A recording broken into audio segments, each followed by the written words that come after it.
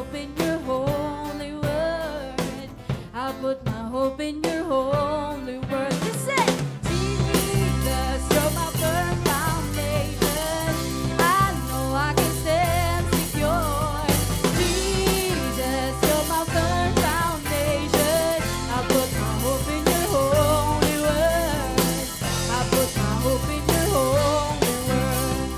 You are the living hope. I have a future. Jesus, for me. Oh, this I'm sure. Oh, this I'm sure. Jesus, you're my firm foundation. I know I can stand secure.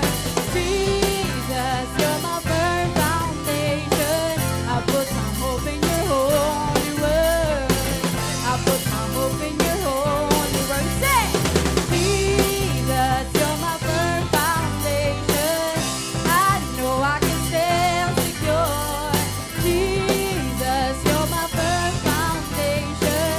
I put my hope in your holy word. I put my hope in your holy word. My God is faithful, mighty in power. Still has to live on me.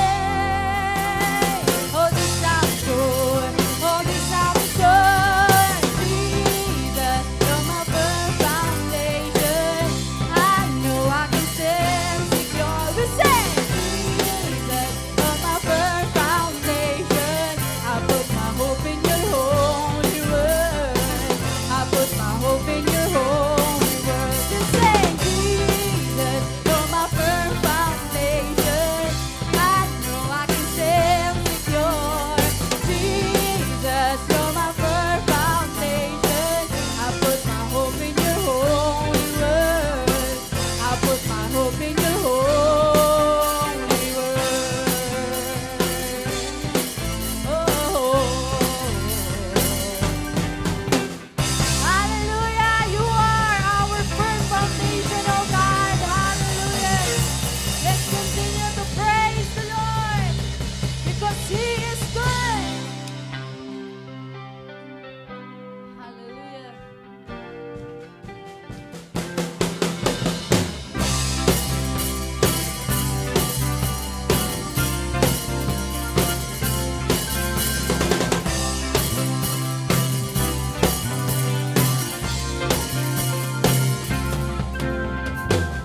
You are good and your mercy enduring forever. Lord, you are good.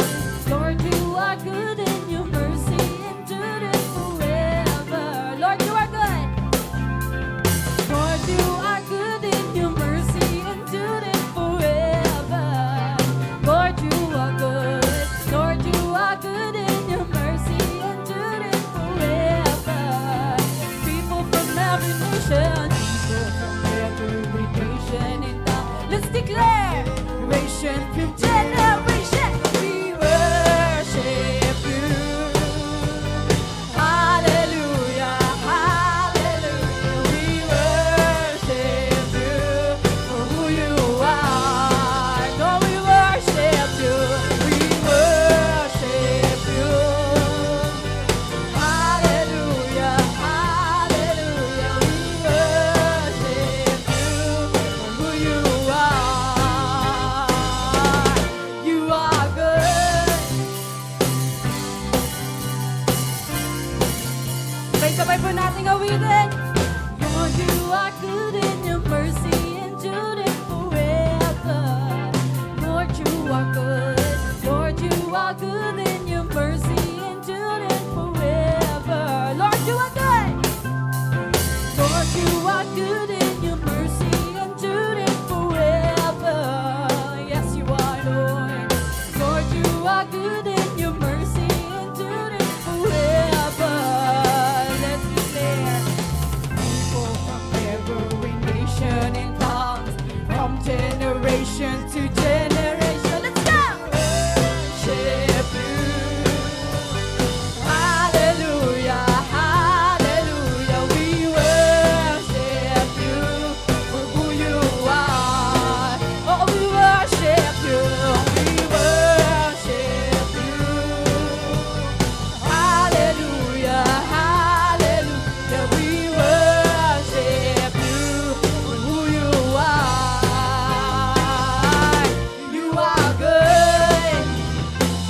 are, yes you are, yes you are, yes you are, Lord. So good, so good. Yes you are, yes you are, yes you are. Yes, you are good all the time, all the time. You are good, yes, you are good all the time, all the time. You are sure good, you are good all the time, all the time. You are good, yes, you are good all the time, all the time. You are good. For preparing nation. Come on, anak ng Diyos. Purihin ang Panginoon. Generation. We worship you. Hallelujah. Hallelujah. We worship you for who you are. Lord, we worship you. We worship you. Hallelujah. Hallelujah. We worship you for who you are. For who you are. For who you are. You are good. You deserve praises, oh God. Hallelujah. Thank you, Jesus. Hallelujah. Jesus, blessed, oh God, be your name, Jesus. Hallelujah. Let's continue to worship. Ikaw lang to at ang Panginoon Diyos. Let's go back to the heart of worship. Hallelujah. Jesus.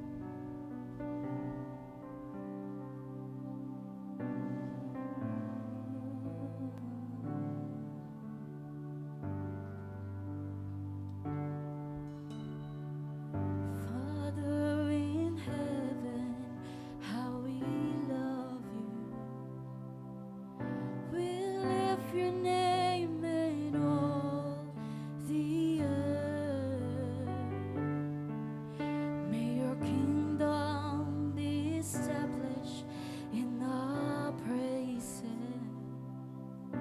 As your people declare your mighty works, blessed be the Lord God Almighty, who was, it is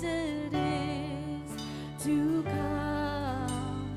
Blessed be the Lord God Almighty, who reigns forevermore.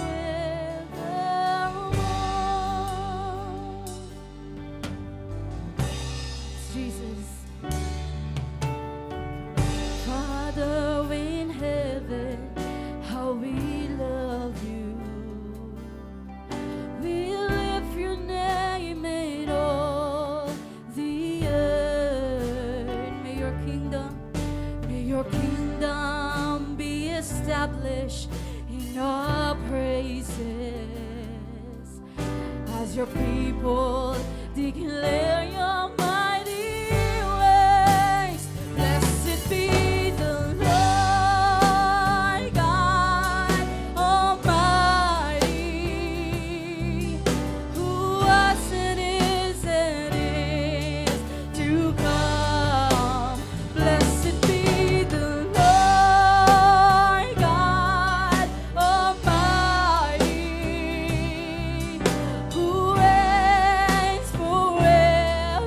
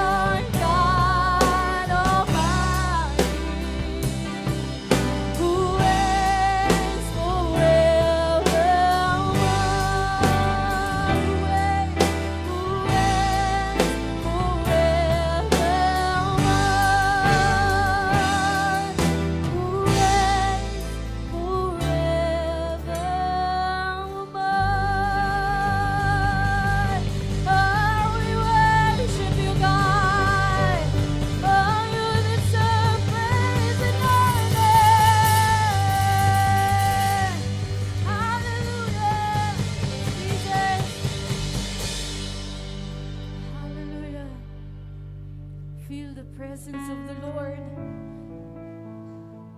Thank you, Jesus. Thank you, Holy Spirit.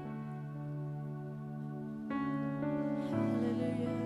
Let's surrender everything in the feet of Jesus. Umawi tayo sa Panginoong Diyos. Surrender lahat ng bigat, mga kasalanan, at hayaan natin na mag-feel yung Holy Spirit sa puso natin. Thank you, Jesus. Hallelujah. Let's worship the Lord. Thank you, Jesus. When I look into your holiness, when I gaze into your loveliness, when all things that become shadows in the light of you, and I find joy. When I found the joy of reaching your heart, when my will becomes enthroned in your love, when all things that surround become shadows in the light of you, and I worship you.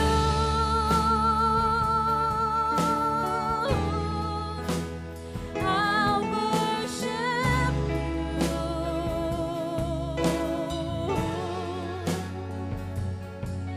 The reason I live is to worship you, and I worship you.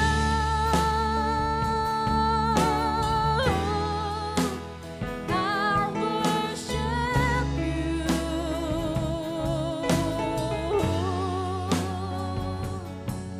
The reason I live is to worship you.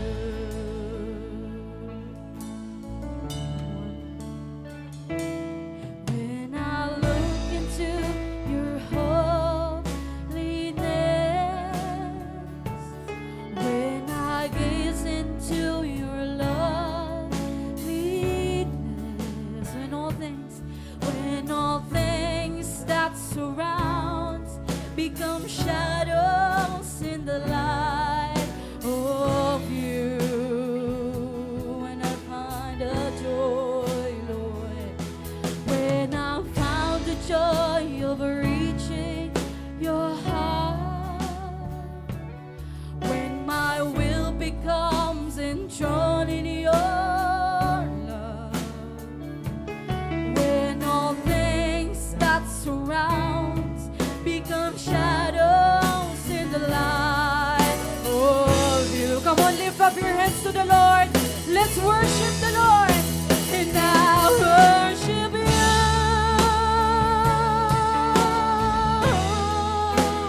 I worship you.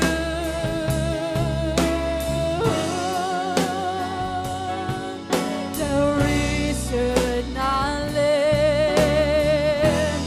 is to worship you. The reason why we live is to worship God. Hallelujah.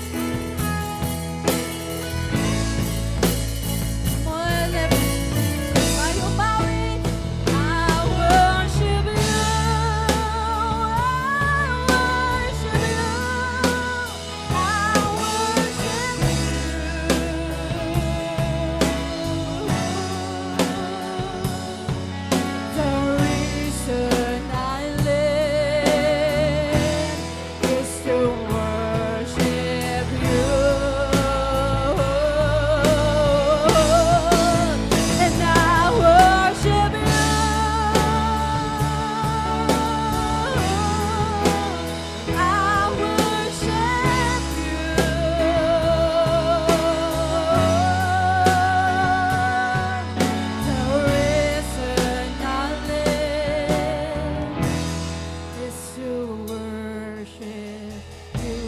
Lahat ng anak ng Diyos, awitin natin sabay-sabay. And I worship you. Na maging mabangong samyo sa ating Panginoon Diyos.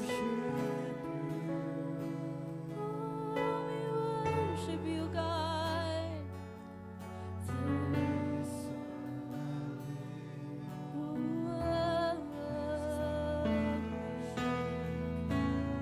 Oh, lift your praise and worship to the Lord.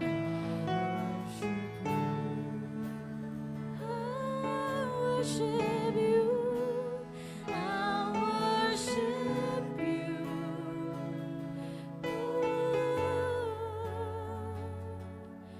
The reason I live is to worship you.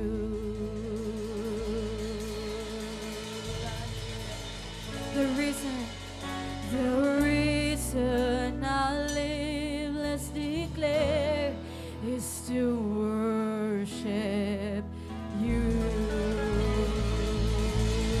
Hallelujah, Lord. Tayo po lahat na manalangin.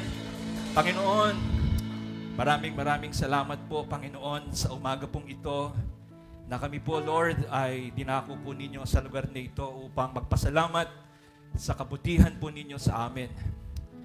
Totoo po, wala naman ho kaming maibibigay sa iyo, Lord, kundi ikaw po ay aming pasalamatan. Kilalanin ka namin sa buhay namin na ikaw ang nagbigay ng lahat ng kailangan namin sa buhay. Hawak po ninyo ang buhay namin, Panginoon. Anumang oras, pwede mo kaming kuhanin. Anumang oras, pwede mong sabihin sa amin hanggang dito na lang.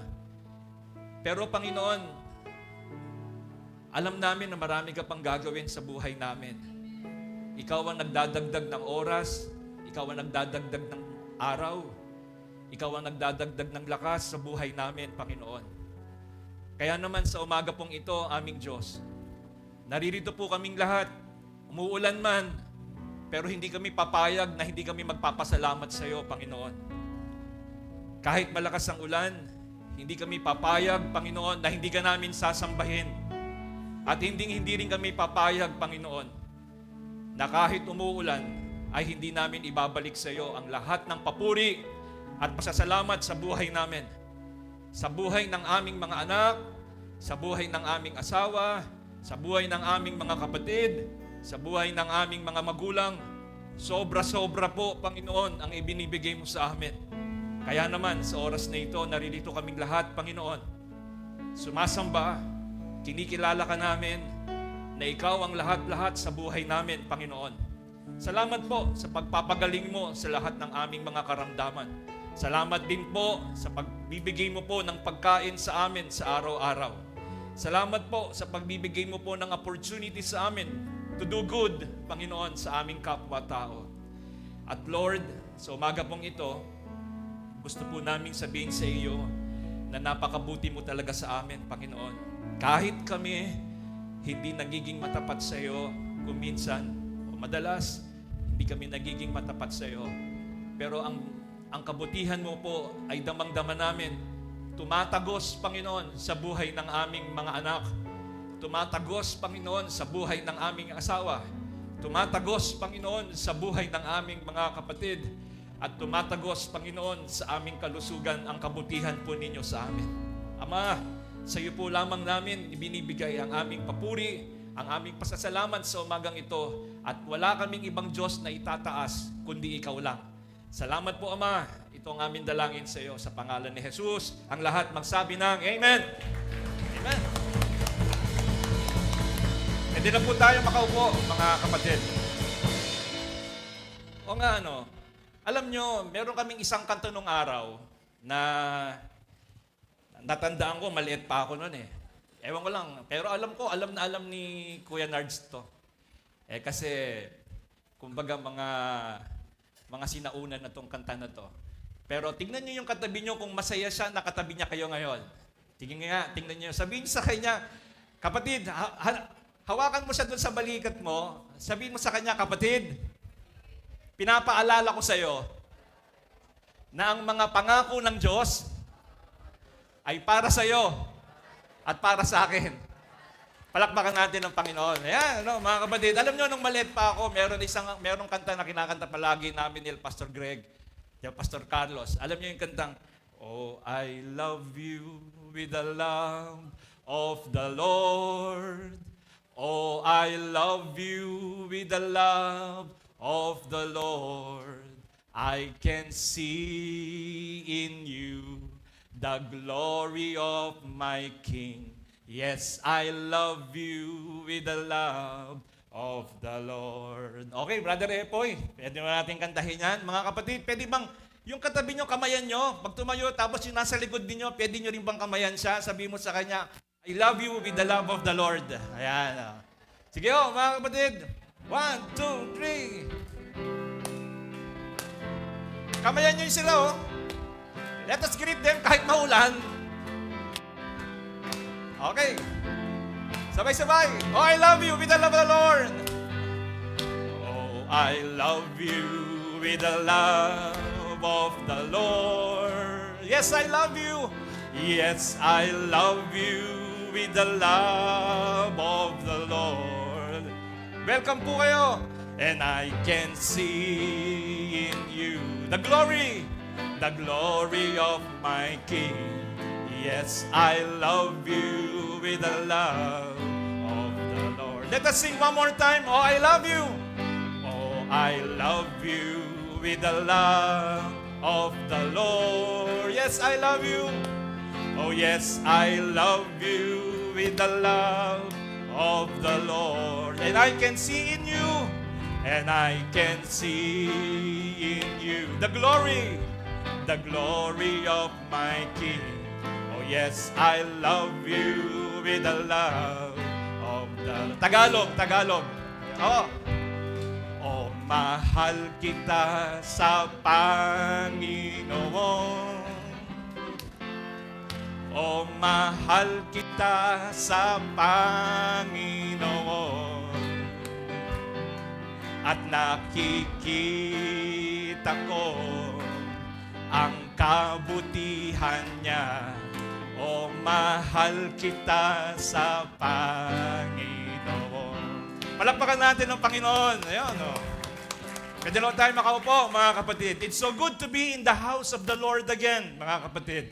Kahit maulan, kahit mahirap pumunta dahil umuulan, but we still here, mga kapatid, hindi para kanino man, we came here just to bless and praise the name of the Lord. Amen, mga kapatid. Natatawa si Nanay Merly kasi naalala niya yung mga unang kanta.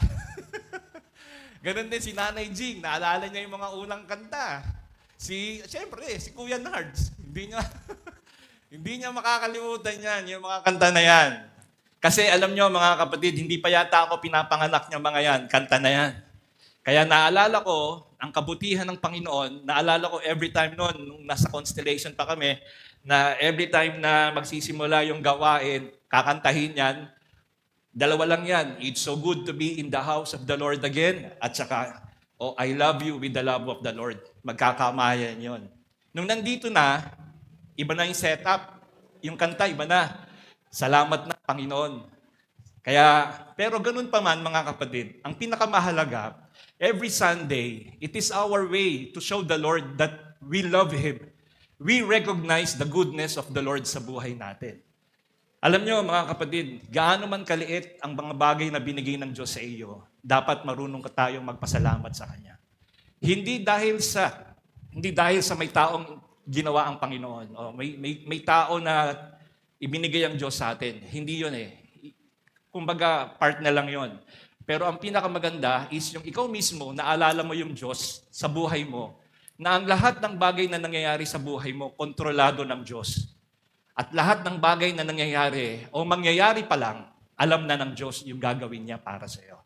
Kaya sa umagang ito, mga kapatid, without any further ado, gusto ko pong i-share sa inyo ngayong araw na ito.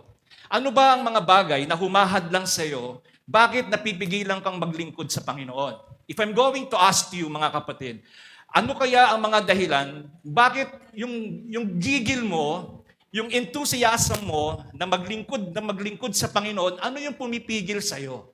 Maybe there's something wrong, mga kapatid, na maaaring magtaka ka. Gustong-gusto ko maglingkod sa Diyos, pero ang daming pumipigil sa akin. Ano kaya yun? Amen ba, mga kapatid? Pwede niyong itanong Lord, hindi ba nahihiya ako? Baka malaman nila na Christian ako. Hindi kaya, Lord, kapag sumama na ako dun sa mga gawain mo, hindi kaya pagtawanan ako ng mga kapitbahay namin kasi napipigilan kang maglingkod sa Kanya o maaring siguro natatakot ka na malaman ng mga kaibigan mo na Kristiyano ka na. Which is, isang bagay yon kung bakit ka napipigilan na maglingkod sa Panginoon. Ngayon, mga kapatid, sa topic natin ngayon is clearing the ashes, no? Clearing the ashes. So mga nauna nating mga lesson is more about yung paano natin i-building the altar, di ba? So paano natin aayusin. But now, ang topic natin is about clearing the ashes. Alam niyo, mga kapatid, meron ba dyan na yung bahay na nasusunog? Meron ba kayong, naisipin niyo na ba yung bahay na nasusunog? Oh. Alam niyo, mga kapatid, there was a time na yung kapitbahay namin, yung nangungupahan doon sa apartment ng biyanan ko, nasusunog yung bubong niya. Katabi ng bahay namin, yung nakadikit mismo sa bahay namin, yung apartment ng nanay ko, ng biyanan ko. The thing is, nung sumigaw ng sunog, alam niyo, natutulog ako, parang natanggal yung Sabi, may sunog. Alam niyo yung hagdanan namin, siguro mga ilang hakbang yun, natalong ko yun. Ang taas nun parang diyan, natalong ko. Sa sobrang na takot ko na masusunog, tinalong ko yung mataas na hagdanan, kaya lang sumabit yung paa ko, sobrang sakit. Isang linggo yata ako na hindi nakalakad nun. Kasi parang nabugbog yata yung Tingnan niyo yung picture na yan. Yung nasusunog na bahay. Nung nakaraan lang, may nasunog sa Caloocan. Ganun din. Tapos sa Davao, laki ng isang malaking lugar nasunog. Take a look at this, mga kapatid. Lahat ng mga magagandang gamit ninyo, lahat ng mga magagandang equipment na meron kayo, lahat ng mga magagandang mga documents na meron kayo, pag nasunog, all of those things, wala na. At ano ang ebidensya na nasunog? Abo. Abo na. You see, mga kapatid, kapag naabo na ang isang bagay, o isang bahay, o maging isang bagay, pinipilit pa rin natin, pag nawala na yung apoy, o kaya napatay na yung apoy, ang tendency, binabalikan natin yung bahay natin. Baka meron pang natira. Binabalikan natin yung mga abo, binabalikan natin yung mga bagay, baka meron pa. Minsan nakikita ko sa balita, kinukuha pa nila yung mga yero, kinukuha pa nila yung mga pwede pang mapanginabangan, baka meron pa. Which is sometimes, pag nakukuha mo, ang tendency, nasusugatan ka pa. Huwag mo nang kunin yan. Baka masugatan ka pa. Huwag mo nang kunin na yan. Gagastos ka pa ng malaki dyan. You see, may mga ganong bagay, mga kapatid, na pilit po nating binabalikan yung mga bagay na nasusunog na o mga bagay na nasunog na sa buhay natin. Ngayon, mga kapatid, kung titignan natin sa spiritual aspect ng buhay natin, ano ba yung mga bagay na binabalik-balikan natin sa araw-araw na alam naman natin, pinatawad na tayo ng Panginoon? Iyan po ang pag-uusapan natin ngayong araw. Kung meron na kayong dalang banal na kasulatan, samahan ninyo akong buksan sa ating pong main verse dito po sa Hebrews chapter 12, verse 1.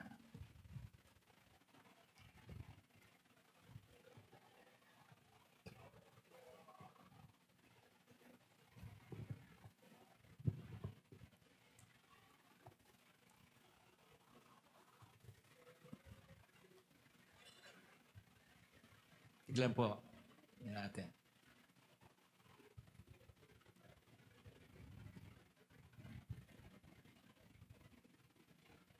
Ayan po, sa Hebrews, masyadong malaki yata. Sa Hebrews chapter 12, verse 1, ang pagkakasabi po, mga kapatid, kaya nga, dahil napapaligiran tayo ng napakaraming saksi, tanggalin na natin ang anumang balakid at ang kasalanang kumakapit sa atin. Buong tiyaga tayong tumakbo sa takbuhing nasa ating harapan. Sa New International Version, yamang naliligid tayo ng makapal na saksi. Iwaksin na natin ang kasalanan at anumang balakid na pumipigil sa atin. At tayo ay buong tiyagang magpatuloy sa takbuhin sa ating harapan.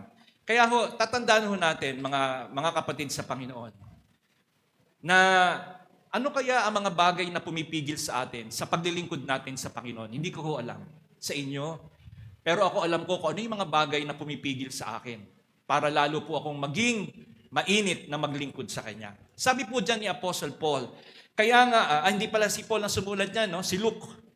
Kaya nga, dahil napapaligiran tayo ng napakaraming saksi, tanggalin natin ang anumang balakid at ang kasalanang kumakapit sa atin.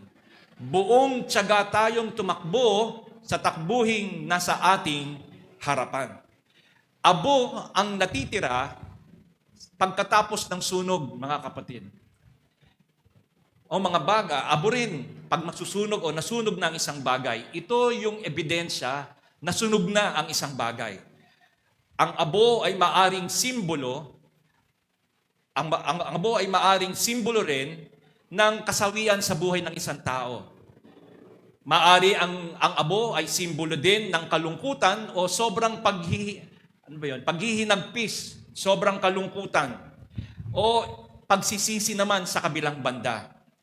Sa mga kulturang noong araw, naalala ko na nung si Jonas, nang si Abraham at saka itong si David ay nagkasala sa Panginoon, naglagay sila ng sako sa ulo at naglagay sila ng abo. Ganon din yung hari ng Ninive na nung siya ay susunugin yung kanyang lugar ay naglagay ng sako at naglagay din ng abo. You see, mga kapatid, nung araw ang abo ay sumisimbolize ng sobrang kalungkutan. Ito rin ay isang public declaration of our sinfulness and desire to turn back to God. Yung abo. Kumbaga, titingnan natin, yung abo rin ay sumisimbolize din ng humility, pagpapakumbaba. Kung bakit ang isang tao ay naglalagay ng abo sa kanyang ulo, ay tanda ng kanyang pagpapakumbaba sa Panginoon.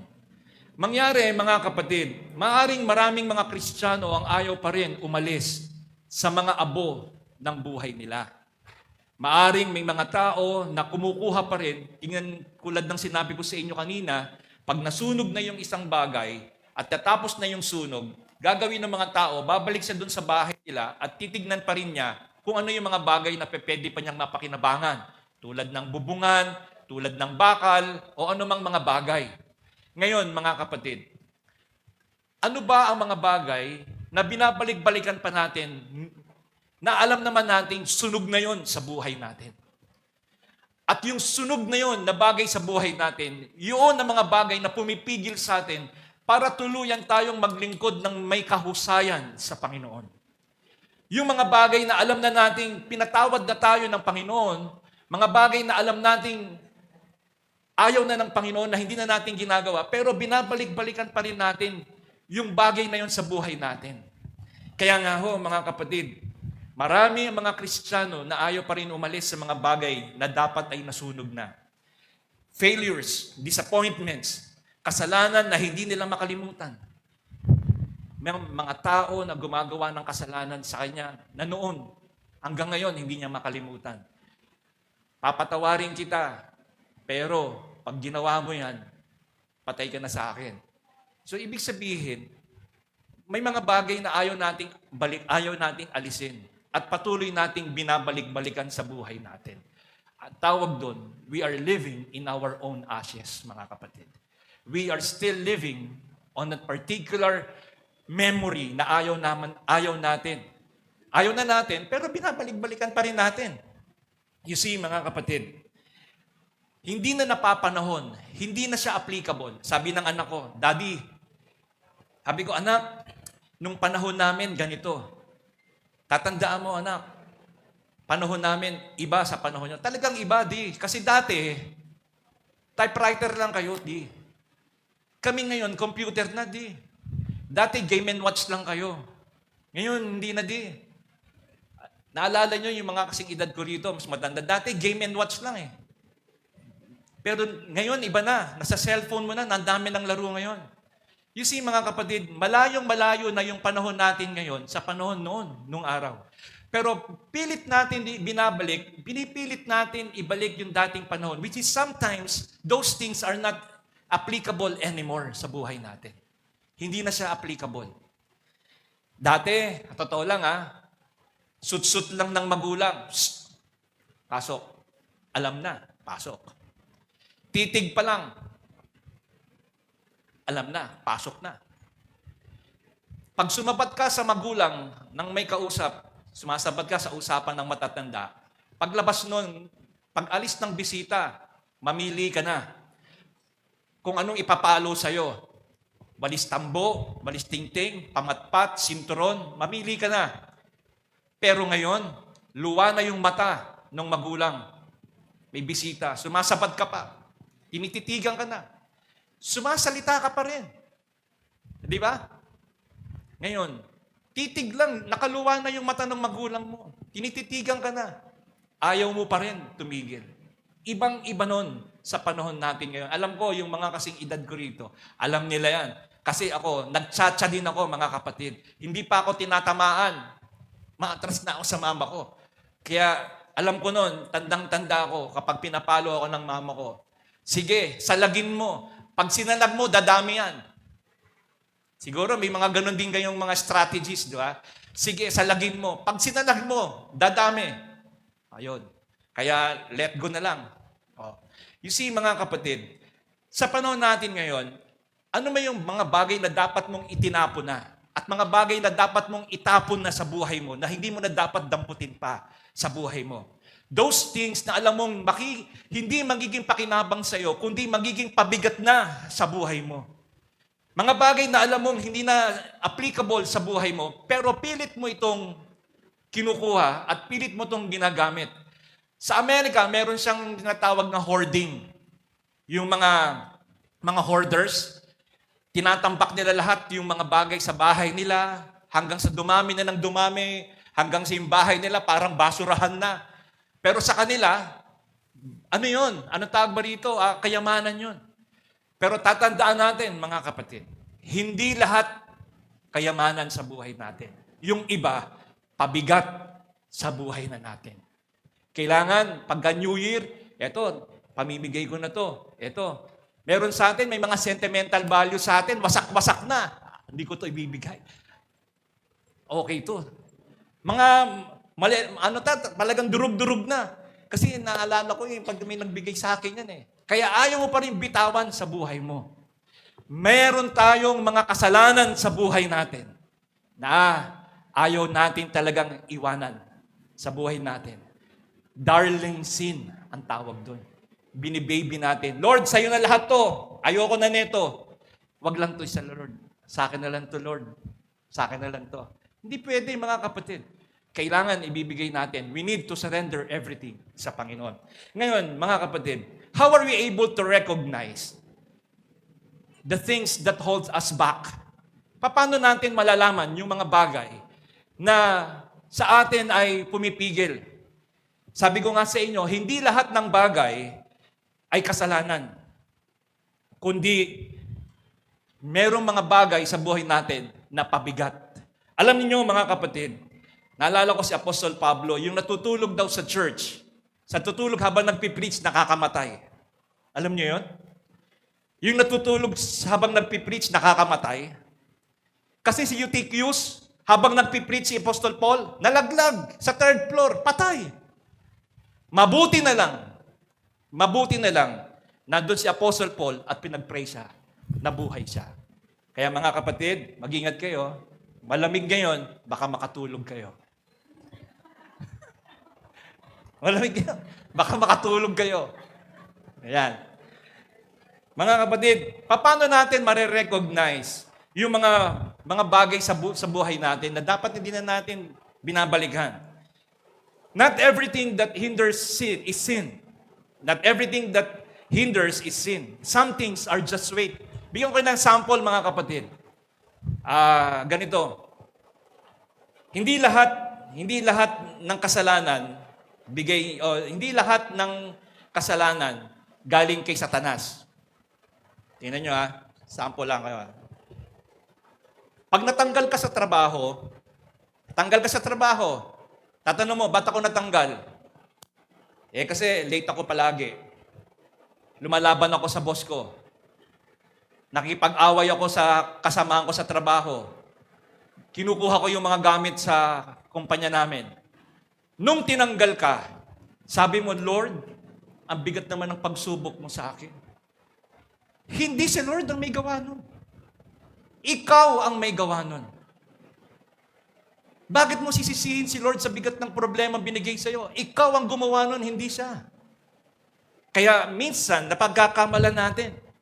Hindi lahat ng kasalanan ay kasalanan, yung iba pabigat lang sa buhay natin. Sino-sino kaya yung mga pabigat sa buhay mo? Minsan ang kabigatan sa buhay mo, mga kaibigan mo. Minsan, yung asawa mo. Sabi ho ng banal na kasulatan, mas mainam pa daw po na pumunta ka na lang sa bubungan kaysa makisama sa isang babaeng madaldal. Sabi ng Bible. Dahil yung bibig niya, para daw patak ng ulan sa bubungan ng bahay, sunod-sunod. Sabi niya. Kaya how are we able to recognize the things that we hold us back? Ano po yung mga bagay na yon? So, number one is guilt from sin.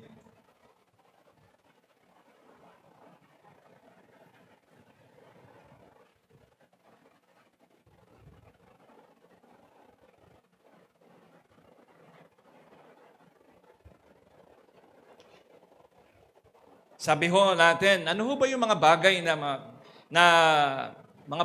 nagiging dahilan para tayo ay bumalik sa dati nating buhay o napigilan tayo? Sabi po ng Bible sa John chapter 16 verse 8 ay ganito po ang pagkakasabi. John chapter 16 verse 8.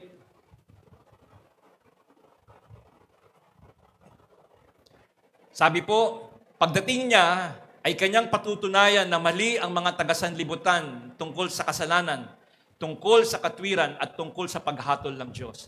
Sino kaya yung dadating, mga kapatid? It is the Holy Spirit, mga kapatid.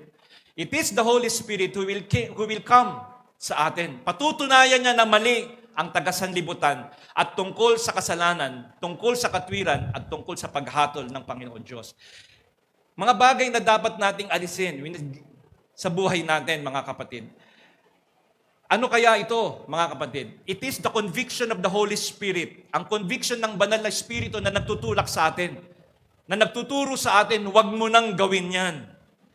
Lumayo ka na dyan. Umalis ka na dyan. Lumayo ka na sa kanila.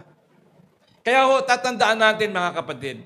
Unang-una, guilt from a forgiven sin. Tatandaan natin, ang isa sa mga hadlang to recognize what holding us back yung mga na-recognize natin na sometimes nagiging guilty tayo sa kasalanang ginawa natin. Na alam naman natin that God is faithful and just to forgive our sins kapag lumapit tayo sa Kanya. At alam din naman natin na pinatawad na tayo ng Panginoon sa ating mga kasalanan. Kung lumalapit tayo ng tao sa puso natin, pinatatawad tayo ng Panginoon. Yun ang mga bagay na humahad lang sa atin. Minsan, nagdadalawang isip tayo, Lord, nagkasala ako sa iyo. Hindi na ako makakapaglingkod sa iyo kasi may kasalanan akong ginawa sa iyo. Hindi mga kapatid. The feeling of guilt na sa atin, it is Satan who do that sa buhay natin para wag tayong magpatuloy sa paglilingkod natin sa Kanya. Siya pumipigil sa atin. Pero alam natin na pinatawad na tayo ng Panginoon at ang Diyos ay hindi maramot sa pagpapatawad kung sino man sa Kanya ang lumalapit at humihingi ng tawad. Sabi po ng 1 John 1:9. Number 2, na nagiging hadlang sa atin, maaari. Number 2, hindi pa po yan, is shame from past decisions natin sa buhay natin. Kahihiyan dun sa mga bagay na lumipas na sa buhay natin, mga kapatid. Mga bagay na nahihiya tayo dahil yung mga ginawa natin nung araw, pag binabalikan natin, kasi kilala nila ako sa ganito baka hindi nila ako paniwalaan. Kasi alam nila, ganito ginagawa ko dati. Baka hindi nila ako paniwalaan. Yung mga bagay na yon ang mga nagiging dahilan para tayo mapigilan sa paglilingkod natin sa Panginoon dahil kilala nila tayo sa ganoong ugali natin. Which is those things ang nagiging paraan para tayo mapigilan na maglingkod ng mas mahusay sa Panginoon. Every time na naaalala natin yun, kasi kilala nila ako ron eh. Ganito ako eh. Ikaw na lang na magsabi, wag na lang ako. Kaya ho, mga kapatid, sa buhay ng isang tao, hindi natin maiiwasan na makagawa tayo ng mga maling desisyon sa buhay natin. Dahil wala namang taong perfecto. Lahat ay nagkakamali, ang lahat nadadapa, lahat natatangisod, pero bumabangon. Hawak pa rin natin kung paano natin itatama ang buhay natin. Hindi na ito dapat balikan. Sapagkat itong mga bagay na ito na humahad lang sa atin ay mga bagay na nakaraan na sa buhay natin. Hindi na maitatama pa ang isang mali ng isang bagay pang mali. Ang gawin mo ngayon, kapatid, ay mag-focus ka na lamang sa inyong future at magsilbing aral na lang sa iyo ang mga maling desisyon na ginawa mo nung nakaraan. At hindi mo na ito kailangan pang balikan pa. Yun na mga bagay na humahad lang sa atin para wag tayo makapaglingkod ng may kahusayan sa Panginoon. Those are the things that hinders us to serve the Lord well, para hindi tayo makapaglingkod ng mahusay sa Kanya. Bukod pa rito, mga kapatid, ang maling desisyon natin sa maling desisyon doon, tayo matututo at nagiging matatag. Totoo, mga kapatid, doon sa mga bagay na napagkamalian natin, doon tayo natututo. Naalala natin na kapag ginawa pa natin itong mga bagay na ito na dati nating pinagkamalian, alam na natin ang gagawin natin sa susunod. Hindi na natin ito gagawin pa. Pangatlo, para ma-recognize natin, is tinatawag nating bitterness or unforgiveness, mga kapatid. Ayon sa mga psychologists at ayon sa mga doktor, kapag nagtatanim tayo, agriculturist ka, alam niyo yun? Agriculturist, nagtatanim ka ng sama ng loob. Sabi ng Biblia, sabi ng mga doktor, magkakasakit ka sa puso. Alam naman natin yan. Kapag agriculturist ang isang tao, nagtatanim ng sama ng loob, nagkakasakit ng isang tao, magbibigay sa kanya ito ng stress, magbibigay ito sa kanya ng hatred, magbibigay ito sa kanya ng depression, at ano ang mangyayari? Ang epekto nito sa physical ay ang puso mo. Magkakasakit ka at magkakasakit ka. Mga kapatid, tatandaan natin, hindi tayo dapat manatili doon sa mga bagay o sa mga tao na naging dahilan kung bakit tayo nagalit sa kanila. Kapag lagi mong babalikan at hindi mo patatawarin yung mga tao na yon, hindi ka makakapaglingkod ng maayos sa Panginoon. Bakit? Kasi naaalaala mo palagi yung bagay na ginawa niya sa'yo. Dapat kalimutan mo na yon. Tulad ng ginawa ng Panginoon sa kasalanan mo, kinalimutan din niya. Kaya nga ho, mga kapatid, toxic na relationship. Relationship that drains rather than sharpen. Ang isa sa nagiging hadlang para tayo ay mapigilan sa paglilingkod natin ng mahusay sa Panginoon, maaari is yung mga toxic na relationship. Particularly, minsan sa mag-asawa, kapag ang asawa mo ay toxic, sabihin, lagi na lang, wala kang ginawa ng mabuti, lagi na lang may masasabi. Ano po ang sabi ng Bible dito, mga kapatid? Sa Kawikaan, chapter 21, verse 9. Sabi ko sa iyo, huwag kang makakatutulog. Malamig ngayon. Sabi po ng Kawikaan, chapter 21, verse 9, masarap pa ang tumira sa bubungan ng bahay. Tingnan nyo, mga kapatid, kaysa sa loob ng bahay na ang kasama ay asawang madaldal. Ulitin ko. Ayun, natatawa kayo ngayon, Masarap pa ang tumira sa bubungan ng bahay kaysa sa loob ng bahay na ang kasama ay asawang madaldal. You see? Bakit? Walang tigil ang bibig niyan, mga kapatid. Walang tigil yan. Lahat ng nakikita niyan, puro sablay. Ano pa ang sabi? Kawikaan, chapter 21, verse 19 hanggang 21. Mas mabuti ang mag-isang manirahan sa ilang kaysa makisama sa asawang madaldal at palaaway. Ang bahay ng matalino ay napupuno ng kayamanan, ngunit lahat ay winawaldas ng taong mangmang. You see, sabi ng Bible, kapag ang asawa mo ay ganyan, mamundok ka na. The word, mamundok ka na. Mas mabuti pa ang mag-isang manirahan sa ilang kaysa makisama sa asawang madaldal at palaaway. Sabi, mamundok ka na, umalis ka na, lumayo ka na. Bakit? Pagkagising mo pa lang sa umaga, alam mo na, bibigyan ka na kagad ng mahiwagang tunog niyan. Hindi ka pa nakakagising, hindi ka pa, nakapikit pa yung mata mo, may mahiwagang tunog ka nang maririnig. Kaya nga, mas mainam pa daw.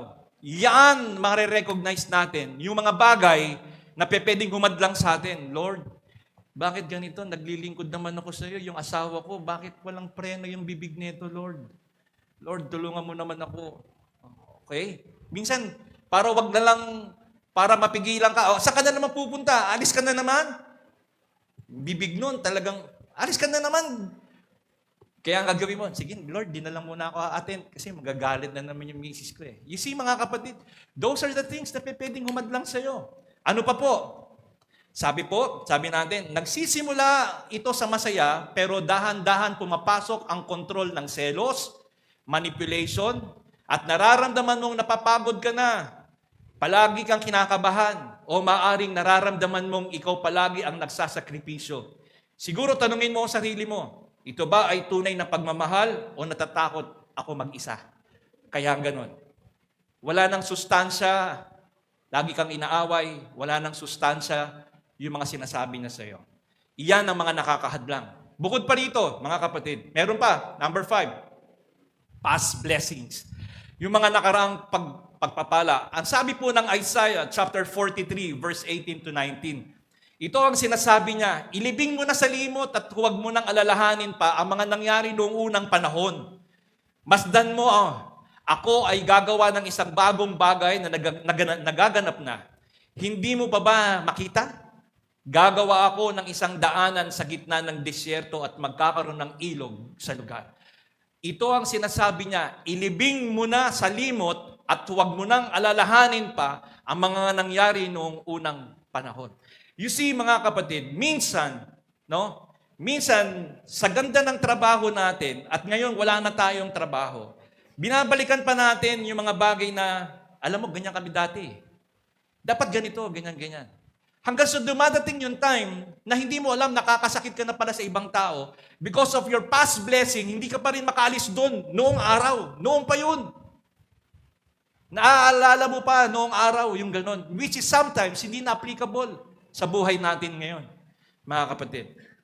Forget the former things and do not dwell in the past. Meaning, intentionally, we need to set aside our past mistakes, no? And focus on our work, on our future goal, mga kapatid. Sabi po ng Pilipos chapter 3, verse 13, meron po ba dyan? Ang nakaraan, sabi dito, mga kapatid, hindi ko pinapalagay na nakamit ko na ito, ngunit isang bagay ang ginagawa ko.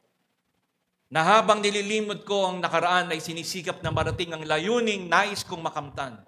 Nagpupunyagi ako patungo sa hangganan upang makamtan ang gantimpala ng pagkatawag sa akin ng Diyos sa pamamagitan ni Kristo Jesus, ang buhay na nasa langit.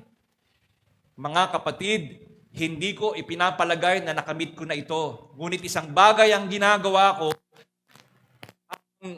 habang nililimot ko ang nakaraan at sinisikap na marating ang layuning nais kong makamtan. We need to forget the former things sa buhay natin, mga kapatid. Minsan, yung mga bagay na nung nakaraan, binabalikan pa natin. Kaya minsan, yun ang nagiging paraan para mahadlangan tayo sa paglilingkod natin sa Panginoon. Tatandaan natin, mga kapatid, we need to focus. Ang nakaraan ay part na lang ng journey natin sa buhay. Pero dapat mag-focus ka na lang sa mga bagay na hawak mo ngayon. Gamitin mo ang past experiences mo to grow and make us better choices. Ulitin ko, gamitin mo na lamang ang mga past experiences mo to grow and to make your better choices sa buhay mo. Mga kapatid, number 2, deal with sin and do not tolerate it.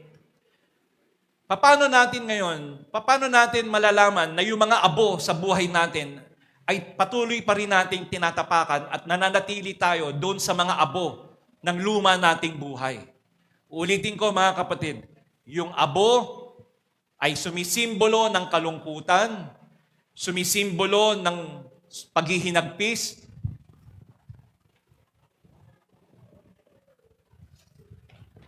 nagsisimbolo po ng pagsisisi. Ano ho ba yung mga kasalanan na nakapulupot pa sa atin hanggang ngayon? Yung mga kasalanan na nakasanayan na natin talaga na hanggang ngayon ay mga bagay na hanggang ngayon nasa sa atin pa rin, ayaw nating bitawan. So, tatandaan natin, ano ba ang mga kasalanan na nakapulupot sa atin? Una, nakalagay doon, bisyo natin. Pangalawa, maari yung trabaho natin. Pangatlo, maari yung mga peers natin at mga kabarkada natin. Pera, status natin sa buhay, recognition, popularity, prestige, lahat yan mga kapatid, mga bagay na naaram natin na nakapulupot paminsan sa buhay natin. Nakapulupot, mga kasalanang nakapulupot sa atin. You see, tatandaan natin mga kapatid, ang hirap natin iwasan to kung sa sarili lang natin. Sabi nga ho ng banal na kasulatan sa Jeremias, Kabanatang 10, talatang 23. At sabi niya, walang tao man ang sinong kaya niyang baguhin ang kanyang sarili, sapagkat ang Diyos lang ang maaaring magbago ng kanyang sarili. Sino man sa atin, hindi natin kayang magbago sa sarili lang natin. Ang Diyos ang magbabago sa buhay natin. Mga kapatid, mga kasalanang nakapulupot pa hanggang sa atin meron ngayon. Nako-compromise tayo. Compromising Christian. Pagkasama mo Christian, Kristiyano ka rin. Pagkasama mo hindi Christian, hindi ka rin Kristiyano. Wala naman nakakakita sa akin, wala naman si pastor dito, wala naman si brother, wala naman si sister. Okay lang, dahil wala naman nakakakita sa akin. You see mga kapatid, pero hindi natin alam, nakapulupot pa rin sa atin, still strangle sa buhay natin, yung bisyo natin. Ano kaya yon? Trabaho natin. Maaari nagiging dahilan din yan sa kasalanan natin. Bakit? Pag sumama tayo sa mga maling gawain, tulad ngayon, sa nakita natin sa nangyayari, sa corruption sa gobyerno natin, kahit dating mabait ka, hindi ka kurakot, naglilingkod ka sa Panginoon, pero pag sumama ka sa ganung klaseng sistema, mahahawa ka rin isang araw. Tell me who your friends are, and I will tell you who you are. Sabihin mo sa akin kung sino ang mga kaibigan mo, at sasabihin ko naman kung sino ka. Tatandaan natin, mga kapatid. You see? Isa kang manggagawa ng Panginoon. Hindi ka naman corrupt. Pero dahil ang corruption, nandoon sa sistema. Sistema na eh. Gawain na. Pag hindi ka sumama, tatanggalin ka. Anong gagawin mo? Dahil meron kang pamilya, sasama ka na rin. Compromising. Pag Christian ka, hindi pwede ang hindi pwede. Galit ang Panginoon doon. Material na bagay. Ano ba yung mga material na bagay na meron ka ngayon? Sobrang pagmamahal mo sa material na bagay na yon. Tatandaan natin yon mga kapatid. Barkada, di bali nang mapunta ako sa impyerno, Lord, wag lang akong iwanan ng mga kaibigan ko. You see? Di bali nang mapunta ako sa impyerno, wag lang akong iwanan ng mga kaibigan ko. Mga kapatid, not all friends are friends. Hindi lahat ng kaibigan. Kaibigan ka lang dahil may pera ka. Kaibigan ka lang dahil may kailangan sila sa'yo. Kaibigan ka lang nila dahil may interest sila sa'yo. But during the time, the saddest and lowest time ng buhay mo, hanapin mo yung mga kaibigan na yun, wala lahat sila. Pag na-hospital ka nga, hindi ka nila pupuntahan eh. Pero kasama mo sila sa inuman. Kasama mo sila sa sugalan. Pero kapag nangailangan ka ng tulong, hanapin mo yung mga kaibigan na yun, wala lahat sila. Kaya nga ho, mga kapatid, recognition. Tayo, hindi natin hinahangad na palakpakan tayo. Hindi na natin hinahangad na tayo bigyan ng applause. No, hindi na yon mga kapatid. Sa isang taong naglilingkod sa Panginoon, kahit wala kang palakpak, kahit wala kang recognition. Pero sa ibang tao, importante yon. Mali yon, mga kapatid. Hindi tayo dapat ganon. Magbibigay ka ng tulong, tapos magpapapicture ka. Lalagay ka sa dyaryo. Mali yon, mga kapatid. Tatandaan natin, ano pa ang mga bagay, mga kasalanan na dapat hindi natin tinotolerate?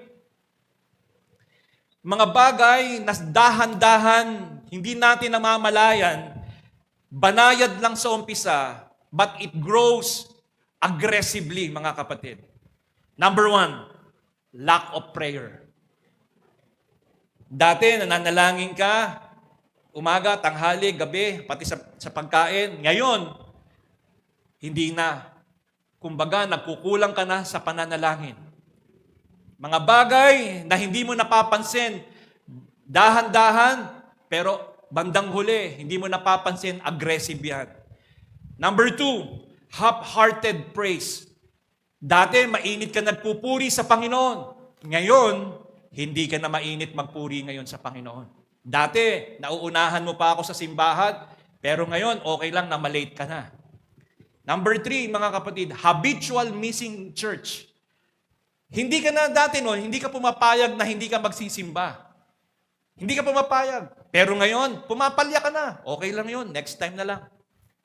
Hindi mo yun napapansin. It works subtly, pero it works aggressively, mga kapatid. Pang-apat, unwillingness to participate in the kingdom of God. Hindi ka nagpa-participate. Saan? Sa propagation ng Word of God. Sa pagdadala ng salita ng Diyos sa mga kaibigan mo, kapitbahay mo, kasama mo sa trabaho. Hindi mo sinasabi sa kanila. Nahihiya ka sabihin sa mga kamag-anak mo, sa mga best friend mo, hindi mo sinasabi sa kanila. Distancing from other believers. Dati, gustong-gusto mong kasama, mga kasamaan mo sa Panginoon. Ngayon, lumihiwalay ka na. Napapansin mo ba yon? Dati, mainit ka naglilingkod, lagi mo silang kasama, pero ngayon, unti-unti ka nang humihiwalay sa kanila. Distancing from other believers. Ngayon, murmuring and complaining. Nagko-complain ka na, ako na lang, ba't ako? Ako na lang lagi. May mga kapatid tayo na ganyan. Namumuhay pa rin sa mga abo na naroroon, mga kapatid. Abo. Namumuhay sila sa abo na ugali na tinanggal na ng Panginoon dapat sa buhay natin. May mga kapatid tayo, hindi mo alam, banayad na kumikilos ang dyablo, pero aggressively, nagko-complain ka na ngayon. Ano pa? Napapansin mo ba? Masakit ka nang magsalita ngayon? Napapansin mo ba? Ayan, tingnan nyo mga kapatid. Unwillingness to participate, distancing yourself from other believers, murmuring, complaining, spike level of temptation, longing for worldliness, quick to anger, and offensive speaking. Dahan-dahan lang yan, mga kapatid, pero it works aggressively. Isang araw, makikita mo yung sarili mo, wala ka na dito sa church. Isang araw, wala ka na rito. Kasi yan yun eh. Dahan-dahan gumagawa, dahan-dahan kumikilos ang demonyo. Kaya ho, tatandaan natin, ano po? Pangatlo, we need to get serious about sin. Kailangan maging seryoso tayo sa kasalanan. Ano po ang sabi ng 1 Peter chapter 4 verse 3 hanggang 5? Bibilisan ko na ho. 1 Peter chapter 4 verse 3 hanggang 5. Sabi ho ay ganito, sapat na ang panahong inaksaya ninyo sa paggawa ng mga bagay na kinahuhumalingan ng mga hentil. Kahalayan, mga pagnanasa ng laman, paglalasing, walang habas na pagsasaya, pag-iinuman at kasuklam-suklam na pagsamba sa mga Diyos-Diyosan. Nagtataka nga sila kung bakit hindi na kayo sumasama ngayon sa kanilang magulong pamumuhay, kaya kayo'y kinukutsa nila. Sapat na ang mga panong inaksaya natin noon nang hindi pa tayo nakakakilala sa Panginoon. Mga bagay na inaksaya natin ng oras, panahon, pagod, pera, sa bisyo natin, sa mga bagay na ginagawa nating hindi tama sa Panginoon. Sabi niya, kasuklam-suklam, mga bagay na ginagawa natin. Pero, nagtataka na ngayon sila. Sabi niya, kung bakit hindi na kayo sumasama ngayon sa kanilang magulong pamumuhay. Kaya kayo'y kinukutsanan nila ngayon. You see, mga kapatid, tatandaan natin, we need to get serious about sin. Kailangan maging seryoso tayo sa kasalanan. Bakit? Kapag hindi natin sineryoso ang kasalanan sa buhay natin, ano at mangyayari sa atin? Sasabihin naman lang natin, para yun lang naman. Yung para yun lang naman, yung mga sinasabi na, yun lang naman ang ginawa ko eh. Isang araw nga mga kapatid, tatandaan natin, walang nagsimula sa isang bagay na maliit, na malaki. Nagsimula muna sa maliit na bagay. Kaya tatandaan natin yung sinabi ni Paul. Sabi niya, ni Pedro, sabi niya, nagtataka na nga sila ngayon kung bakit hindi na kayo sumasama sa kanilang magulong pamumuhay. Kapag ang isang tao, binago na ng Panginoon, may evidence din. Tulad doon sa abo, ang abo, ebidensya. Pero isang taong nakakilala sa Panginoon, ano ang ebidensya? Change life. There is no other greater miracle known unto man than a new birth experience from the Lord. That was and still is today the greatest miracle, mga kapatid. The greatest miracle is not financial. The greatest miracle is not physical. The greatest miracle is not psychological. But the greatest miracle is a changed life, mga kapatid. Pag binago tayo ng Panginoon, yun ang greatest miracle, mga kapatid. Kaya nga ho, tatandaan natin, number 4, kung lahat ng ito, seryoso tayo sa kasalanan, sabi natin, you can now build a new altar on your old ashes, mga kapatid. Kaya nga, you can build a new altar on old ashes. God wants a clean space to light His new life. Kasi bakit, mga kapatid? Kapag hindi pa rin natin iiwanan yung mga dati nating buhay, baka mahirapan tayo, mga kapatid. Baka hindi tayo mag-grow as a Christian. Kaya nga, you cannot build a new altar on old ashes. Hindi ka makakapagtayo eh. Bakit? Kasi compromising ka pa rin eh. Pagkasama mo Christian, Christian ka. Pagkasama mo tiga sanlibutan, sanlibutan ka rin. Ano pinagkaiba mo? Wala. Nung nakakalala ka, nung hindi ka pa nakakilala sa Panginoon, yun din ang ginagawa mo, ngayon nakilala mo na rin siya. Anong ebidensya? Wala. Ang hinahanap ng tao, mga kapatid, is a evidence of a changed life. Kaya nga ho, tatandaan natin, ano po ang sabi ng Panaghoy chapter 3, verse 4, verse 40. Panaghoy o lamentation. Sabi niya, siyasatin natin at suriin natin ang ating pamumuhay at tayo ay manumbalik kay Yahweh. We need to search, mga kapatid. Saliksikin natin yung sarili natin. At tayo magbalik loob sa Panginoon. For as long as namumuhay pa tayo doon sa dati nating ugali, sa buhay natin at ayaw natin tanggalin, Lord, sa'yo na lahat to. Sa'yo na lahat to, Lord. Sa'yo na. Wag lang tong isa na to. Kasi Lord, alam mo naman, ito talaga pinaka-paborito kong kasalanan eh. Pero ano lang naman to, Lord? Maniit lang to. Ganon pa rin yun, mga kapatid. We need to search, saliksigin ang puso natin sa ating pamumuhay at tayo ay manumbalik sa Panginoon. Ano pa ang sabi ng 2 Chronicles chapter 30 verse 9? Sabi niya, kung manunumbalik kayo sa Kanya, ang inyong mga kababayan at kamag-anak na dinadalang bihag sa ibang bansa ay kahahabagan ng bumihag sa kanila at pababalikin sila sa lupaing ito. Mahabagin at mapagpala ang Diyos ninyong si Yahweh at tatanggapin niya kayo kung kayo'y manunumbalik sa Kanya. Kung tayo magbabalik loob sa Panginoon, kung tayo muli makikipagkasundo sa Kanya. Kasi minsan mga kapatid, ganito we thought that we are still connected sa Diyos. But deep inside, alam mo, disconnected ka na sa Kanya. Oo, umaatin ka sa Bible study.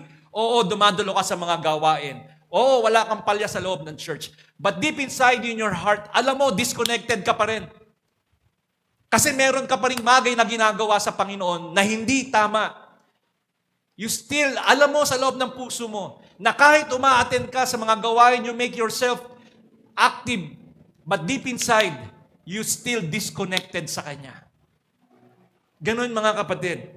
Kaya nga ang dapat nating gawin? Suriin natin ang ating mga lakad at subukin natin ang mga ito. Bumalik tayo sa Panginoon. Ano ang dapat nating gawin para manumbalik tayo sa Panginoon, mga kapatid? Number 1, we need to start to have a morning prayer. Kung gusto natin makabalik tayo sa Panginoon at huwag tayo manatili sa mga ashes, sa mga abo ng buhay natin, at pilit nating binabalikan yung mga old things. Number 1, kung gusto natin makonect uli sa Kanya, number 1, you need to start your day in a prayer. Umpisahan mo sa umaga pa lang, kausapin mo na kaagad ng Panginoon. A day that starts with a prayer will most likely end with praise. Pagsimulan mo ang araw na nananalangin ka, matatapos ang buong maghapon na pinupuri mo ang Panginoon Diyos.